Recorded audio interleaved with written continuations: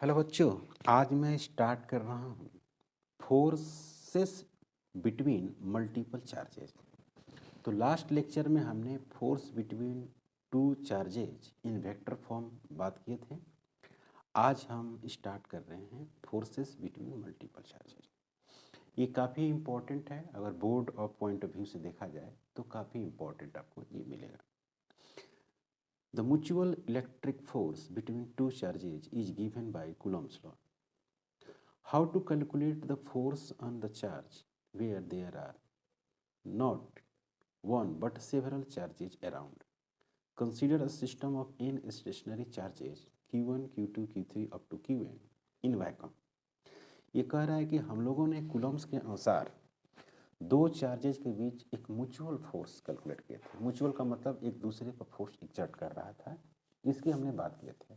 लेकिन आज हम लोग जो बात करने जा रहे हैं वो force due to multiple charges, मतलब कि बहुत सारे आपको स्टेशनरी चार्जेज हैं, Q1, Q2, Q3, Qn, बहुत सारे चार्जेज हैं। इन सभी चार्ज के वजह से किसी हम लोग एक चार्ज पे फोर्स की बात करेंगे, फोर्स कैलकुलेट करने की बात कर रहे हैं। What is the force on Q1 due to Q2, Q3, Qn? Coulomb's law is not enough to answer this question. ये कह रहा है कि आपके पास Q1, Q2, Q3 और Qn बहुत सारे चार्जेज हैं, तो इन सभी चार्जेज के वजह से आपको Q1 पे फोर्स निकालना है, मतलब कि Q1 पे फोर्स कैलकुलेट करना है, Q2, Q3, Q4, Q5, Q6 up to dot dot Qn। तो ये कह रहा है कि जो कूलम्स लॉ हमने पढ़ा है F equal to 1/4 pi epsilon 0 Q1 Q2 बटे R स्क्वायर, ये इनफ नहीं है। मतलब कि इस तरह की जो फोर्सेस होंगी उनको कैलकुलेट करने के लिए कूलम्स का तो हेल्प लेंगे, लेकिन और भी सारे तरीका पढ़ेंगे। Coulomb's law is not enough to answer this question. Recall that forces of mechanism यानी mechanical origin added according to the parallelogram law of addition is the same true for force of electrostatics origin. Experimentally, it is verified that force on any charge due to number of other charges is the vector sum of all the forces on that charge due to the other charges taken one at a time. The individual forces are unaffected due to the presence of the other charges. कितनी interesting बातें लिखी है, पहले इसको समझिए। यहाँ से जो पॉइंट है, ये वाली पॉइंट, यहाँ से जो पॉइंट है उसको समझते हैं। ये कह रहा है कि इसे Q1, Q2, Q3 और Qn आपके पास चार्जेज हैं, तो Q2 और Q3 और Qn चार्जेज के वजह से आपको Q1 पे फोर्स निकालना है। मतलब कि Q2 जो है वो Q1 पे फोर्स लगाएगा, Q3 भी Q1 पे फोर्स लगाएगा, Qn भी Q1 पे फोर्स लगाएगा, लेकिन Q2 और Q3 आपस में फोर्स तो लगाएंगे लेकिन कंसीडर नहीं करना है। यही लॉ है। लॉ क्या है बच्चों? देखो कि यहाँ पर एक Q1 चार्ज है, ये Q1 है, तो Q1 चार्ज है, तो Q2 ने Q1 पर फोर्स लगाया इधर और Q3 ने Q1 पर फोर्स लगाया इधर, तो इन दोनों का एक रिजल्ट बन गया इधर। ठीक है, तो हमने क्या कर दिया है यहाँ पर कि Q2 को Q3 हम मान लिया, यहाँ पर Q1 मान लिया, यहाँ पर ओरिजिन मान लिया, ओरिजिन। तो यहाँ से ये है आपको Q3 जो है R3 है, ये जो Q2 है वो R2 है, और जो Q1 है वो R1 है। तो यहाँ से जो पोजीशन वेक्टर लिया गया है वो R12 लिया गया है, 1 और 2, ये हो गया। यहाँ से जो पोजीशन वेक्टर लिया गया है वो R13 लिया गया है और डिस्टेंस 13 दिया गया है, और ये R3 है, ये R1 है, तो 13 दिया गया। ठीक है, जैसे कि लास्ट लेक्चर में हमने ये सारी बातें वेक्टर के बारे में बताया था। तो यहाँ पर प्रिंसिपल के बारे में अगर कोई पूछे, इसको हम लोग बोलते हैं प्रिंसिपल ऑफ सुपरपोजिशन भी बोलते हैं। और कोई कहता है कि प्रिंसिपल ऑफ सुपरपोजिशन क्या है, तो आपका क्या जवाब होगा? आपको जवाब ऐसे देना है कि मान लीजिए आपके पास 4 चार्ज है, Q1, Q2, Q3, Q4, और एक अलग चार्ज है Q5, तो चारों चार्ज की वजह से आप Q5 पर फोर्स निकालेंगे। ठीक है, और उसका वेक्टर सम कर देंगे। तो पहले इंडिविजुअली फोर्स निकालेंगे, मतलब Q1 और Q5 से फोर्स निकालेंगे, फिर Q2 और Q5 से निकालेंगे, फिर Q3 और Q5 पर निकालेंगे, फिर Q4 और Q5 पे निकालेंगे और सभी का इंडिविजुअल निकाल के वेक्टर को सम कर देंगे। लेकिन इस बात का ध्यान रखना है कि Q1 और Q2 के बीच फोर्स नहीं लगेगा, Q3 और Q4 के बीच फोर्स नहीं कंसिडर करना है। मतलब फोर्स तो लगेगा लेकिन कंसिडर नहीं करना है। इसी को बोलते हैं प्रिंसिपल ऑफ सुपरपोजिशन। क्लियर? अब यहाँ पर देखिए, आगे आगे बातें करते हैं, देखिए कैसे करते हैं। To better understand the concept consider a system of three charges. अब इसको बहुत अच्छे से अगर समझना चाहते हैं तो कहते हैं कि Q1 Q2 Q3 एक सिस्टम ऑफ चार्जेज मान लीजिए as shown in the figure. इस फिगर में आपको दिया हुआ है the force on the charge से Q1 due to other charges Q2 and Q3। मतलब कि Q1 पे Q2 और Q3 फोर्स लगाएगा, can therefore B obtained by performing the vector addition of the forces due to each of these charges. Thus, if the force on Q1 due to Q2 is denoted by F12, F12 is given by the equation S से। F12 इस तरह से आपको determine किया गया है जैसा कि ये माना गया। ओके, फिर उसी तरह से in the same way the force on Q1 and Q3 denoted by F13 और ये F13 equal to 1/4 by epsilon 0 Q1 Q3 R13 vector है इसका। अब कोई कहे कि इसको पेपर पर प्रेजेंट करके दिखाइए, हमको समझ में नहीं आया।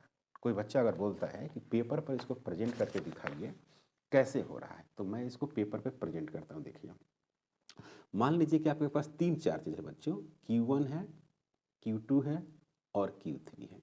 क्लियर? अब इसको हम लोकेशन दे देते हैं। यहाँ पर एक लोकेशन, यहाँ पर हो गया क्या Q1, ठीक है, और यहाँ पर जो है वो है बच्चों, यहाँ पर है Q2 और यहाँ पे जो चार्ज है एक यहाँ पर है, सपोज दैट वो है क्या Q3 है, और यहाँ पर ओरिजिन माना गया है O, सपोज यहाँ से लोकेट कर रहे हैं।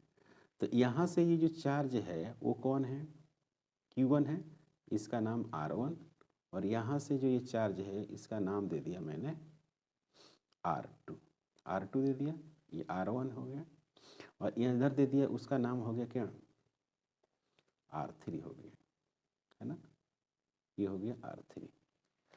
तो इसका यूनिट वेक्टर ऐसे लिख देंगे।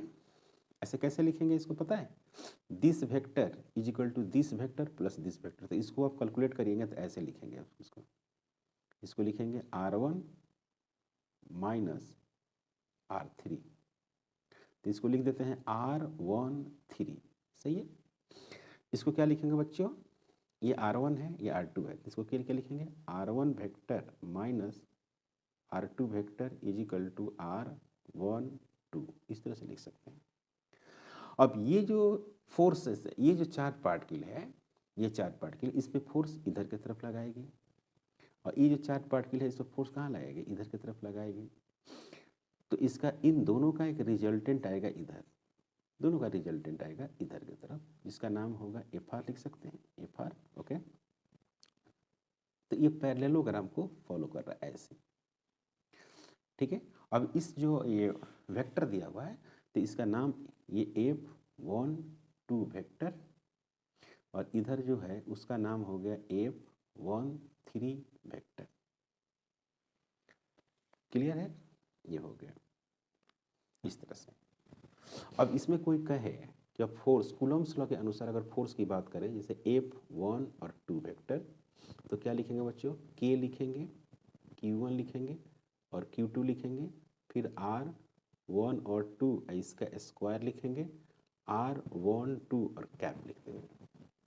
उसी तरह से कोई कहे कि F13 बताइए, तो F जो 13 होगा वो हो गया K Q1 और Q3 डिवाइडेड बटे R13 और इसका स्क्वायर, फिर यहाँ पर लिखेंगे R13 कैप। तो दो वेक्टर हो गया ना ये वाली, इसको अगर जोड़ते हैं वेक्टर के हिसाब से F1, एक ये वेक्टर हो गया F12 वेक्टर, और एक है बच्चों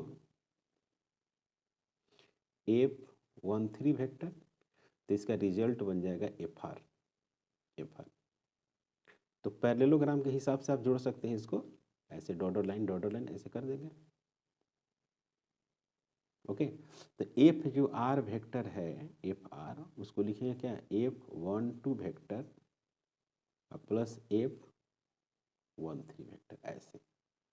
अब इन सभी इसको पुट करेंगे यहाँ पर, तो क्या मिल जाएगा, एफ आर वेक्टर इजिकल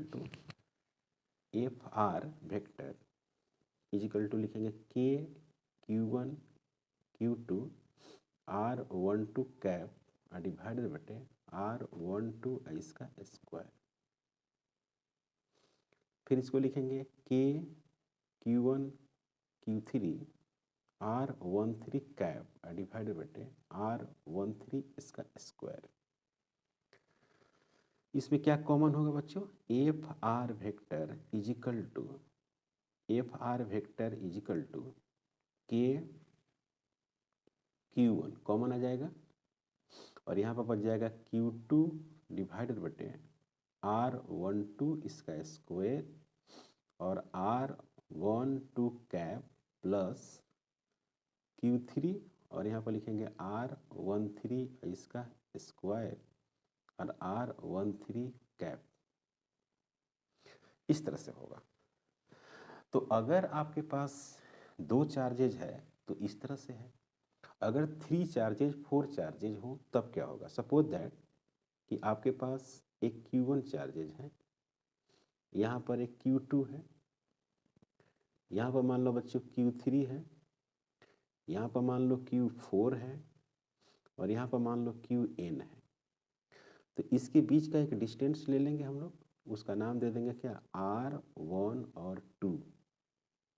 इसके बीच का भी एक डिस्टेंस ले लेंगे और नाम दे देंगे R1 और 3। यहाँ से एक डिस्टेंस ले लेंगे, इसका नाम दे देंगे R14। यहाँ से भी एक डिस्टेंस ले लेंगे और इसका नाम दे देंगे R1n पोजिशन वेक्टर। इसके चलते जो फोर्स लगेगा इधर उसका नाम होगा F12 वेक्टर। उसके बाद इसका एक फोर्स होगा इधर, उसका नाम होगा F1 और 3 वेक्टर। इस तरह से होगा। अब इन दोनों का एक रिजल्टेंट होगा, इसका नाम हो जाएगा FR या F, हाँ इसको लिखते सकते FR वेक्टर। ठीक है। अब इन दोनों को हटाकर एक नया वेक्टर अब आ गया, फिर यहाँ पर आएगा बच्चों क्या, F14 वेक्टर आएगा। फिर इसके बाद एक इस तरह से एक रिजल्टेंट बनेगी इसका, मतलब इस एक वेक्टर ये हो गया, एक वेक्टर ये हो गया 14, इसका फिर एक रिजल्टेंट बनेगी। ओके। फिर इसका एक रिजल्टेंट इसके साथ F1n, और फिर इसका एक रिजल्टेंट, इस रिजल्टेंट वेक्टर के बीच एक रिजल्टेंट। कहने का मतलब ये हुआ कि सबसे पहले जो अगर हम नेट की बात इसमें करेंगे, सपोज दैट नेट की बात करता हूँ मैं, ध्यान से देखना बच्चों, ध्यान से एफ नेट की बात करते हैं।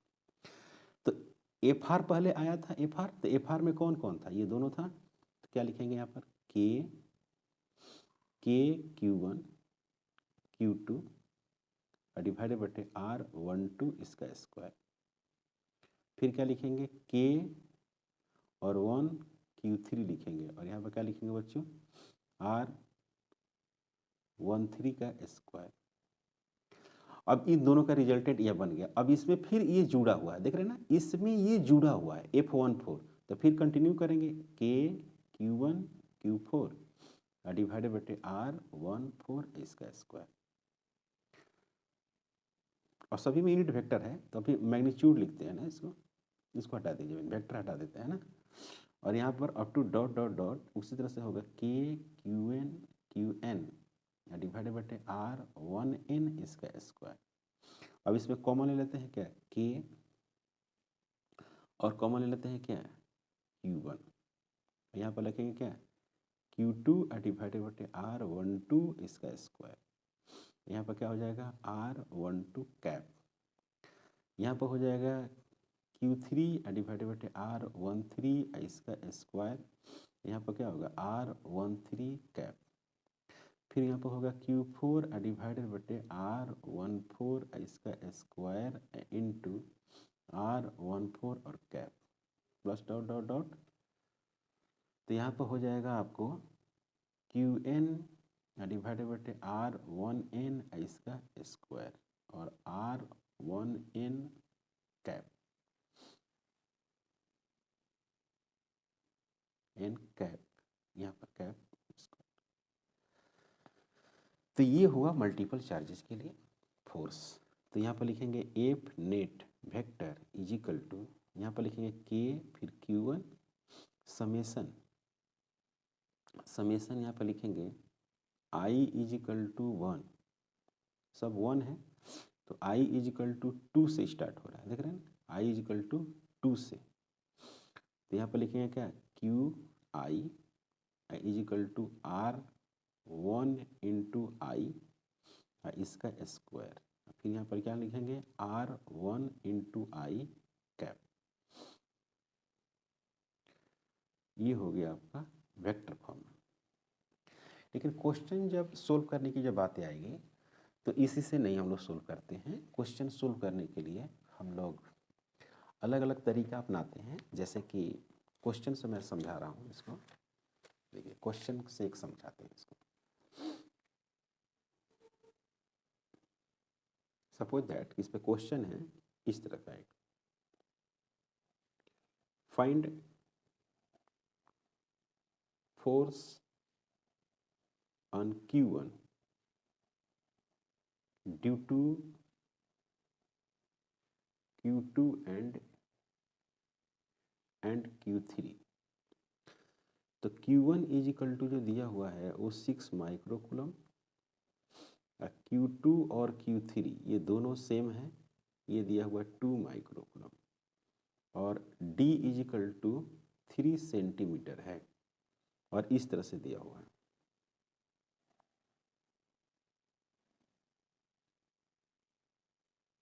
ये है आपको Q2 और ये है आपका Q3 या ये है आपको Q1, ये सब D है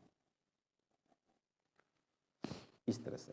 और आपको Q1 पे फोर्स निकालना है। तो इसका सलूशन अगर आप करेंगे तो कैसे करेंगे, देखिए इसके द्वारा एक फोर्स लगेगा सीधे इधर, इसके द्वारा भी एक फोर्स लगेगा सीधे इधर, कोई डाउट। तो ये वाला जो एंगल हो गया वो कितना हो गया 60 डिग्री, ये वाला भी एंगल है इधर भी 60 डिग्री होगा।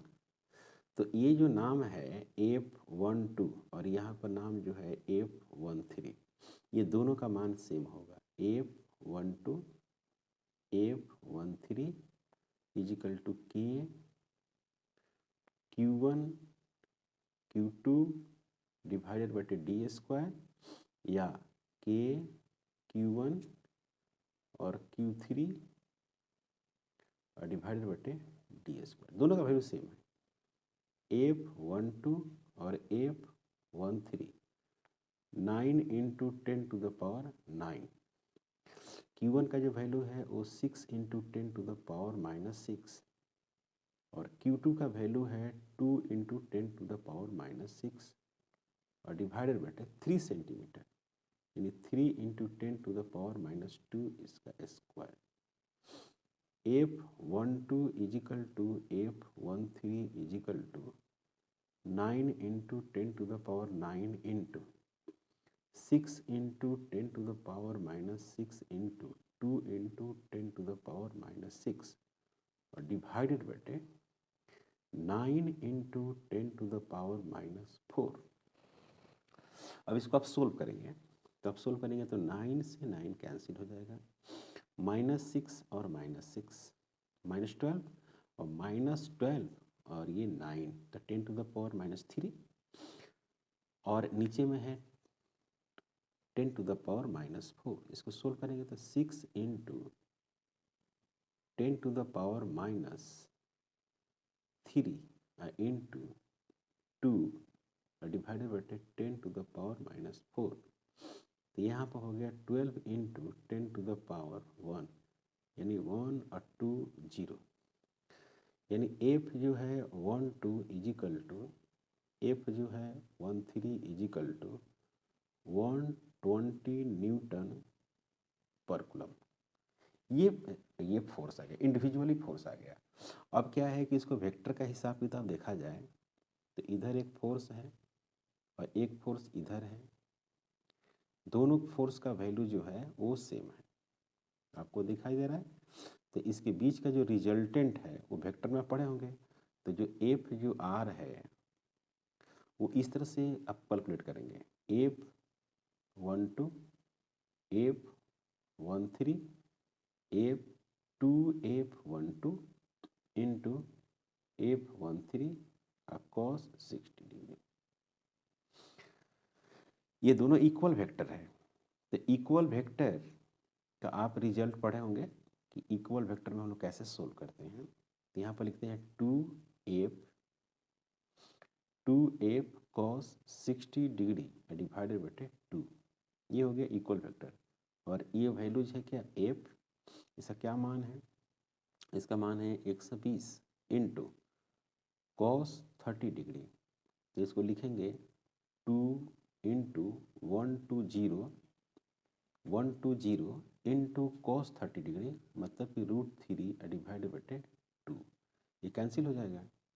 ये हो गया 120 √3 न्यूटन पर कूलम, यही हो गया आंसर। और इसके रिजल्टेंट कैसे पास करेंगे बच्चों, अगर इसके बात करें कि रिजल्टेंट कैसे पास करेंगे, तो ये हो गई इसका FR 30 डिग्री, या तो इधर से या 30 डिग्री आप इधर से ले सकते हैं। कहने का मतलब है कि जो प्रिंसिपल ऑफ सुपरपोजिशन पढ़े थे उसकी थ्योरी कुछ अजीब टाइप की थी, है ना, कुछ पहला को जोड़कर दूसरा का इस तरह से रिजल्टेंट वगैरह निकालता था। लेकिन क्वेश्चन को जब आप सोल्व किए तो इसके कुछ तरीका अलग हो रहा है। ओके, तो अब हम बात करते हैं थोड़ा सा कंटिन्यू आगे इसमें चर्चा करते हैं। अब इसमें देखिए क्वेश्चन आपको बहुत तरह तरह के क्वेश्चन मिलेगा, तो थ्योरी को ही कंटिन्यू करते हैं और इसकी जो सोल्व एग्जाम्पल है हम उसको डिटेल में डिस्कशन करेंगे। आगे लिखा हुआ है बच्चों कि which again the Coulomb's force on Q1 due to Q3 even though other charges Q3 is present, thus the total force F1 on Q1 due to the two charges Q2 and Q3 is given by, ऐसे मैंने लिखा था, मैंने ऐसा theory में discussion कर चुका कि F12 is plus F13 equal to 1/4 pi epsilon 0 Q1 Q2 बटे R12 का square R12 vector plus 1/4 pi epsilon 0 Q1 Q3 बटे R13 का स्क्वायर R13। यहाँ पे क्या लिखा, the above calculation of force can be generalized to system of charges more than 3 as shown in the figure। मतलब कि 3 से ज़्यादा के लिए हम लोग देखो ये दिखा रहे हैं, तो डायग्राम दिया हुआ था, कंजस्टेड डायग्राम था। यहाँ पर द प्रिंसिपल ऑफ सुपरपोजिशन से that in a system of charges Q1, Q2, Q3, Q4, Qn तक the force on Q1 due to Q2 is the same is given by the Coulomb's law, that is it is unaffected by the presence of the other charges Q3, Q4, Qn. The total force F1 on the charges Q1 due to all the charges in the given by the vector sum of the forces F12, F13, F1n। देखिए यहाँ पर एक बड़ा interesting बात लिखा रहा है, the principle of superposition that in a system of the charge Q1, मतलब ये कहना चाहता है कि इससे Q1 चार्ज है, Q2 चार्ज है, Q3 चार्ज है, Q4 चार्ज है, तो Q2 के द्वारा Q1 पर फोर्स निकालना है। तो देखिए Q2 के द्वारा Q1 पर फोर्स, Q3 के द्वारा Q1 पर फोर्स, Qn के द्वारा Q1 पर फोर्स, मतलब कि आपको 2 और 3 आपस में फोर्स नहीं लगाएगी लेकिन कंसीडर नहीं किया जाएगा, यही प्रिंसिपल है। मतलब कि Q2 के चलते 1 पे फोर्स माना जाएगा, 3 के चलते 1 पे फोर्स माना जाएगा, n चार्ज के चलते 1 पे फोर्स माना जाएगा, लेकिन 2 के चलते 3 पे फोर्स नहीं माना जाएगा, यही प्रिंसिपल है। तो F1 हमारा रिजल्टेंट फोर्स है, तो F12 plus F13 plus F1n मैं ये कैलकुलेट करके आपको बता चुका हूँ। फिर इसको मैंने कॉमन ले लिया, देखिए 1i R1i QI RI का स्क्वायर i बराबर 2 से लेकर i बराबर n तक, ऐसा हमने डिस्कशन कर चुका है। ओके, आगे बढ़ते हैं बच्चों। The vector sum is obtained as usual by the parallelogram law of addition of vectors All the electrostatics is basically a consequence of Coulomb's law and superposition principle. तो ये सारे जो कंसेप्ट है वो प्रिंसिपल ऑफ सुपरपोजिशन का ही है। Okay, अब इस क्वेश्चन को देखते हैं। एक सॉल्व्ड एग्जाम्पल है, आपको मैं समझा देता हूँ। इसमें हमें कॉपी और पेपर की कोई ज़रूरत नहीं है। ओके, पहले तो सवाल समझते हैं। Consider 3 charges Q1, Q2, Q3 each equal to Q। तो 3 चार्जेज है और 3 चार्जेज क्या है, इक्वल है। इक्वल Q वैल्यू है at the vertices of equilateral triangle of side L। जो वर्टिसेज है उसकी ट्रायंगल कितनी है, साइड कितनी है, L है। तो what is the force on a charge capital Q with the same sign as Q placed at the centroid of the triangle as shown in the figure. काफ़ी famous, काफ़ी interesting question है। अगर मैं इसका diagram बनाकर अगर मैं detail में इसको डिस्कशन करूँ काफ़ी डिटेल में, तो आपको कुछ बड़े इंटरेस्टिंग रिजल्ट आएंगे और मैं उसको डिस्कशन करने जा रहा हूँ। सवाल आप समझ गए हैं? नहीं सवाल समझे हैं तो आपको मैं फिर से सवाल को समझा रहा हूँ, यहाँ पे रॉप करके देखिए। आपको क्वेश्चन ये है कि एक इक्विलेटरल ट्रायंगल है। ओके, इक्विलेटरल ट्रायंगल के बारे में आप जानते हैं कि उनके साइड सब क्या होते हैं, इक्वल होते हैं। यहाँ पे चार्ज Q, यहाँ पे भी चार्ज Q है और यहाँ पे भी चार्ज Q है। ये बात हो गई। इसके भी साइड A, इसके भी साइड A, इसके भी साइड A हो गया। ओके, ये भी कोई दिक्कत नहीं की बात है। इसका नाम भी दे सकते हैं आप, जैसे कि इसका नाम दिया हुआ है A, B और C। और इसके सेंटर पे, सेंट्रोइड का मतलब ऐसे डॉट लाइन बनाए, ऐसे डॉट लाइन बना दें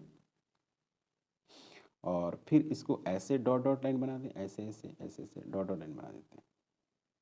तो इसके सेंट्रोइड हो गया जहाँ पे चार्ज क्या है, जहाँ पे चार्ज कैपिटल Q दिया हुआ है। ओके, यहाँ पर कैपिटल Q चार्ज दिया हुआ है और इस जगह का नाम O है। तो इस पे जो नेट फोर्स होगा वो कितना होगा? तो ये बड़ा फेमस सवाल है। इस पे जो नेट फोर्स होगा वो 0 होगा। पहली बात तो ये है, नेट फोर्स 0 होगी, लेकिन कैसे होगी ये सवाल है। ओके, तो क्या करते हैं कि इसको हम बीच में, यहाँ पर O को बीच में यहाँ पर ला लेते हैं। तो ये चार्ज जो है इस पे फोर्स लगाएगा, ये चार्ज इस पे फोर्स लगाएगा, उसका नाम FB रख देते हैं। वो किधर है बच्चों, इधर है, F और B। ओके, कोई डाउट नहीं। उधर फोर्स लगा दिया, उसका नाम है FB। ओके, अब ये जो चार्ज बच गया वो इस पे फोर्स लगाएगा, वो किधर लगाएगा बच्चों, सीधे नीचे लगाएगा। आपको पता ही है कि इस पे जो फोर्स लगाएगा, ये चार्ज इस पे फोर्स लगाएगा सीधे नीचे, तो इसका नाम हो गया FA। और ये चार्ज जो है इस पे फोर्स लगाएगा, जिस फोर्स का सीधे क्या है, FC है। ओके, FC है। अब यहाँ पे जो है ये वाला डिस्टेंस जानना बहुत ज़रूरी है। ये वाला डिस्टेंस मतलब कि आपको डिस्टेंस की अगर बात करें, AO, फिर BO, फिर बात करें CO, और इसको हम मान लेते हैं R। तो ये आराम से निकाल सकते हैं। ये कितना हो गया, 30 डिग्री। ये वाला आपको डिस्टेंस, ये वाला डिस्टेंस से कोई मतलब नहीं है, ये वाला डिस्टेंस आपको मालूम है, और वो कितना हो गया, A/2। यहाँ से यहाँ तक ये एंगल हो गया मालूम, और ये R है, तो इसको निकाल सकते हैं। कैसे निकाल सकते हैं, cos 30 degree is equal to base, मतलब कि A/2 डिवाइडेड बटे R हाइपोटेनस। तो यहाँ पर क्या हो गया, R is equal to A/2 या इंटू cos 30 डिग्री। तो यहाँ पर क्या होगा, A/2 इंटू √3 डिवाइडेड बटे 2। यहाँ पर क्या होगा, A/√3। R is equal to A divided बटे √3।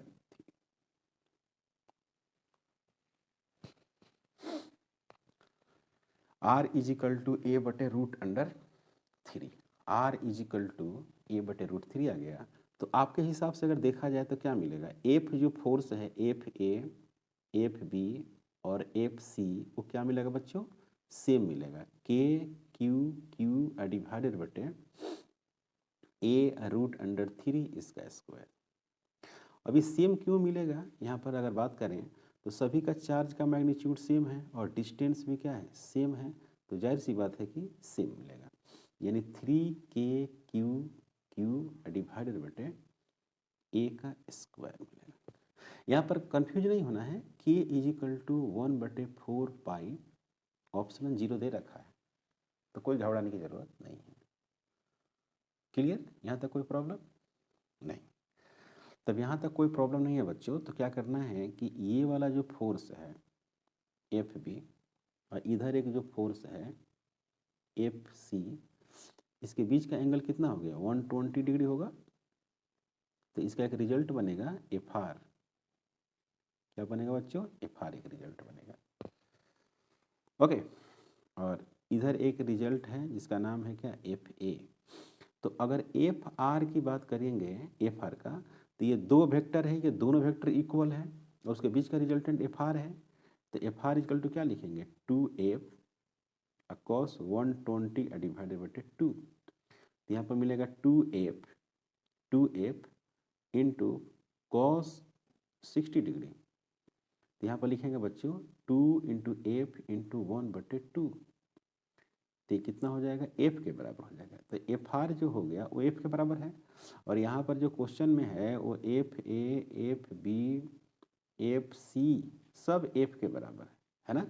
तो फिर क्या लिखेंगे यहाँ पर? यहाँ पर हो गया आपको F और इधर हो गया FA। तो F सेंट्रोइड मतलब कि F सेंटर कह सकते हैं। F centre is equal to F minus FA। तो F का मतलब हो गया यहाँ पर KQQ डिवाइडेड बटे A स्क्वायर इंटू 3, और A का भी मतलब हुआ क्या? 3KQQ डिवाइडेड बटे A का स्क्वायर। तो क्या हो गया? 0। तो सेंटर पर जो फोर्स लगा वो क्या हो गया बच्चों? 0 आ गया। अब देख रहे हैं, सेंटर पर जो फोर्स लग गया, ये और ये दोनों मिल के FR बना, और FR बराबर कितना आ गया? F आ गया। देख रहे हैं ना, F। और इधर भी क्या है? F ही है। तो दोनों फोर्स अपोजिट डायरेक्शन में है, इक्वल मैग्नीट्यूड है, तो उसका रिजल्टेंट क्या हो गया? 0 हो गया। अब मैं आपको इसका जो डिस्कशन है, अगर आप इसको समझना चाहेंगे इसके डिस्कशन को, तो कैसे समझेंगे? यहाँ पर वही बात किया है ना, इसके चलते फोर्स इधर, और इसके चलते फोर्स इधर, और इसके चलते फोर्स इधर। फिर इसका जो मान निकालेंगे वो सेम आ जाएगा, और इन दोनों का रिजल्ट इधर आ जाएगा। इसका एक रिजल्ट, पहले से वेक्टर इधर है, दोनों अपोजिट डायरेक्शन में आ जाएगा, और ये हो जाएगा नेट फोर्स 0 हो जाएगा। ओके, ये प्रूफ करना था, ये आपको सही सलामत प्रूफ करना था कि भाई 0 होगा। कैसे होगा? नेक्स्ट क्वेश्चन देखिए। Consider the charges Q and minus Q placed at the vertices of equilateral triangle as shown in the figure. What is the force on each charge? माने प्रत्येक चार्ज पर आपको फोर्स निकालना है। तो सवाल ये है कि यहाँ पे चार्ज जो है वो -Q है, और यहाँ पर जो चार्ज है वो प्लस है, यहाँ पर भी जो चार्ज है प्लस है। तो ये चार्ज अगर इस पे फोर्स किया, अब इस पे फोर्स की बात करते हैं, तो ये चार्ज इस पर फोर्स कहाँ लाएगा? इधर। ये चार्ज इस पर फोर्स कहाँ लाएगा? इधर। और दोनों का मैग्नीट्यूड क्या होगा? सेम होगा। सही बात है, दोनों का जो मैग्नीट्यूड होगा वो क्या होगा? सेम होगा। ये चार्ज इस पे फोर्स लगाएगा इधर, ये चार्ज इस पे फोर्स लगाएगा इधर। ऐसा क्यों? क्योंकि ये पॉजिटिव है और ये निगेटिव है, ये पॉजिटिव है ये निगेटिव है, तो इस तरह फोर्स लगाएगा। इन दोनों का एक रिजल्टेंट पास करेगा ऐसे। सही बात है। ओके, अब इसके देखिएगा, तो इसका हम रिजल्टेंट निकाल सकते हैं। F3 काफ़ी आसानी से निकाल सकते हैं। F3 का वैल्यू काफ़ी आसानी से देखिए कैसे निकाल सकते हैं बच्चों। यहाँ पर ये वाला फोर्स ये वाला फोर्स इक्वल है, जिसको मान लिया गया है क्या? जिसको मान लिया है F। F3 बराबर क्या लिखेंगे? F3 बराबर आप लिखेंगे ऐसे 2F cos 60/2। तो यहाँ पर क्या लिख देंगे? 2F बिल्कुल, cos 60/2 मतलब कि 30 cos 30, cos 30 बराबर क्या वाले? √3/2। तो 2 से 2 कट जाएगा, √3 बढ़ जाएगा, √3F। सही है, हो गया ये रिजल्ट। अब इसकी बात करते हैं, इस पे फोर्स, इस पे, तो इसके द्वारा इस पे फोर्स कहाँ लाएगा? इधर। ये पॉजिटिव है, ये भी पॉजिटिव है, तो इसके द्वारा इस पे फोर्स कहाँ लाएगा? इधर। ये हो गया इधर, ये हो गया इधर, तो इसका रिजल्ट कहाँ जाएगा? इधर। ये दोनों, ये कितना एंगल है? ये हो गया 120, कितना हो गया बच्चों 120। तो 120 तो इसका जितना मैग्नीट्यूड होगा, जितना इसका मैग्नीट्यूड होगा उतना ही इसका भी मैग्नीट्यूड होगा, मतलब कि इसका जो फोर्स होगा वो एफ होगा। समझ गए, रिजल्ट हो गया। इसके द्वारा जो इस पर फोर्स लगेगा वो इधर लगेगा क्योंकि दोनों चार्ज पॉजिटिव है। इसके द्वारा जो इस पर फोर्स लगेगा वो इधर लगेगा क्योंकि ये निगेटिव है, अट्रैक्टिव लगेगा। तो इन दोनों का रिजल्टेंट इससे पास करेगा। कितना एंगल हो गया 120, कितना हो गया 120। तो 120 में अगर दो इक्वल वेक्टर हो तो उसका रिजल्ट भी क्या होगा, इक्वल होगा, एफ होगा। तो इस पर जो फोर्स लगेगा वो √3 एफ लगेगा, इन दोनों पर बराबर लगेगा। अब मैं पढ़ता हूँ इसका discussion. The forces acting on the charge q at A due to charge q at B and minus q at C are F12 along BA, F13 along AC respectively as shown in the figure। मतलब कि जो लगा हुआ है यहाँ पर, इसे 1-2 लगा हुआ है, 1-2 along AB लगा हुआ है, 2-1 भी along AB लगा हुआ है, और 2-3 along AC लगा हुआ, सॉरी BC लगा हुआ है, और 1-3 along AC लगा हुआ है। ये सारी चर्चाएं किया हुआ है। तो F1 बराबर जो आ रहा है वो F आ रहा है, unit vector BC। The force of attraction or repulsion for each pair of charges has the same magnitude. सबका सेम मैग्नीट्यूड होगा, क्यों? क्योंकि सबका चार्ज का मैग्नीट्यूड सेम है, दोनों के बीच का डिस्टेंस भी क्या है, सेम है। और उसके बाद कह रहा है कि यूनिट वेक्टर के अलोंग, वेक्टर से आप क्या करेंगे, क्वेश्चन को सोल्व करेंगे तो आपको आ जाएगा नेट फोर्स आ जाएगा 0। नेट जो फोर्स है, अब करेंगे similarly the total force on the charge minus Q is F√3 है, n where n is the unit vector along the direction and bisector। It is interesting to see that the sum of the forces of the three charges is 0। माने कि सम करते हैं तीनों force का सम, तो उसका result क्या आता है, 0। The result is not at all है ना surprising, it follows straight from the fact the Coulomb's law consistent with the Newton's third law. The proof is left your an exercise. कहने का मतलब है कि कूलॉम्स लॉ जो vector form होता है वो न्यूटन्स थर्ड लॉ को फॉलो करता है। अब कैसे 0 है, अगर हम बात करना चाहें कि कैसे ये 0 है, तो हम लिखेंगे क्या कि इन दोनों का रिजल्टेंट किधर है, इधर, और इन दोनों का रिजल्टेंट किधर है, इधर है ना बच्चों। तो अब क्या करते हैं कि इस दोनों को सेटअप करते हैं यहाँ पर एक जगह, ऐसे है एफ है, ये भी कितना है, एफ है, देख रहे हैं एफ, और फिर इसके बीच का एंगल कितना है 60। तो इन दोनों का रिजल्टेंट जो होगा ऐसा होगा, और इन दोनों का भी रिजल्टेंट कैसे होगा बच्चों, √3 इंटू एफ होगा। क्या होगा, √3 इंटू एफ। तो एक तो √3 इंटू एफ इधर आ रहा है, इन दोनों का रिजल्टेंट इधर जा रहा है, तो नेट फोर्स क्या हो गया, 0।